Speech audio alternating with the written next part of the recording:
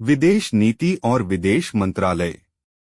भारतीय विदेश सेवा आईएफएस भारत की विदेश नीति और कूटनीतिक संबंधों को आकार देने में महत्वपूर्ण भूमिका निभाती है। भारत के बढ़ते वैश्विक कद के साथ आईएफएस को स्टाफिंग, संरचना आदि से संबंधित चुनौतियों का सामना करना पड़ता है। वर्तमान संरचना और स्टाफिंग। आईएफ में वर्तमान में लगभग 850 अधिकारी हैं, जो दुनिया भर में लगभग 193 दूतावासों और वाणिज्य दूतावासों का प्रबंधन करते हैं। यह संख्या अन्य देशों जैसे कि यूएस 14,500 अधिकारी और यूके 4,600 अधिकारी की तुलना में काफी कम है। हाल ही में आईएफएस अधिकारियों की वार्षिक भर्ती 12 से 14 से बढ़कर 32 से 35 हो गई है। भारत की विदेश नीति की प्रमुख हालिया उपलब्धियां। G20 नेतृत्व समावेशी शासन पर ध्यान केंद्रित करने वाली सफल अध्यक्षता। रणनीतिक स्वायत्तता। रूस यूक्रेन और इजराइल हमास संघर्ष के दौरान हितों को संतुलित करना। वैक्सीन कूटनीति। वैक्सीन मैत्री जैसी पहल के साथ कोविड-19 के दौरान नेतृत्व। वैश्विक दक्षिण विकासशील देशों की चिंताओं के लिए एक आवाज के रूप में कार्य करना। भारत की विदेश नीति के नैतिक पहलू। मानवतावाद, पंचशील के सिद्धांत, गुटनिरपेक्षता, दक्षिण सहयोग, उपनिवेशवाद विरोधी और नस्लवाद विरोधी, वसुधैव कुटुंबकम, वैश्विक शांति और निरस्त्रीकरण के लिए प्रतिबद्धता।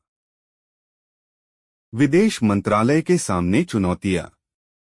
अतिव्यापी और खंडित क्षेत्रीय विभाजन, जैसे पड़ोसी देशों को संभालने वाले कई विभाग।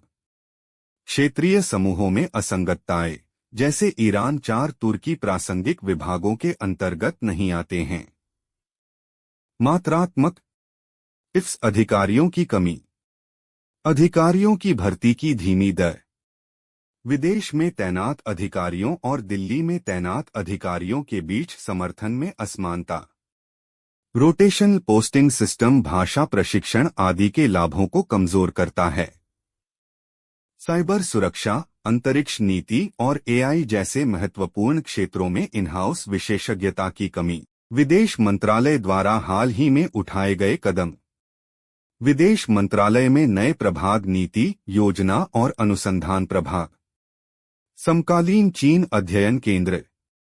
2047 तक विकसित भारत की आकांक्षाओं के साथ विदेश नीति का संरेखण। भारत की विदेश नीति पर ध्यान। पड़ोस पहले नीति, एक्ट ईस्ट नीति, इंडो पैसिफिक विजन, जलवायु परिवर्तन कूटनीति। आगे की राह। एक समर्पित विदेश मंत्रालय सुधार आयोग की स्थापना। शिक्षा जगत से पार्श्विक भर्ती को बढ़ावा देना। भूराजनीतिक वास्तविकताओं के साथ जिम्मेदारियों को संरेखित करना। प्रदर्शन मूल्यांकन प्रणाली को लागू करना। अधिकारियों के परिवारों के लिए मजबूत समर्थन सुनिश्चित करना। उभरती हुई तकनीक संचालित कूटनीति के लिए विशेषज्ञता में निवेश करना। अधिकारियों के लिए विषय विशेषज्ञ बनने के रास्ते बनाना। लाइक, शेयर, सदस्यता लें।